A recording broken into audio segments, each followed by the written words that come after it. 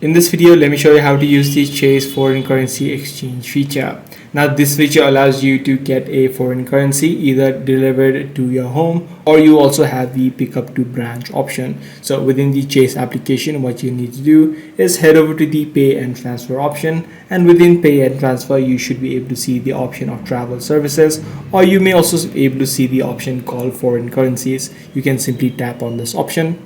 And once you're done that, you should be able to see a similar screen where you can add in the currency that you're trying to receive and the currency that you're trying to pay as well. And you'll be able to see your conversion rates and the markup fee being displayed. You can simply tap on convert and you'll be able to see the exact total that you would be able to pay. Once you've done that, you'll be able to either choose a delivery method. As I said, either you can select the big branch pickup, where you'll need to go to a local branch of Chase and pick up the currency that you ordered, or you can also select the home delivery option, where you would get added in a charge of about $10. So this is the exact steps that you can follow in order to use the Chase foreign currency exchange feature. If this video was helpful to you, be sure to subscribe. I'm gonna see you in the next one.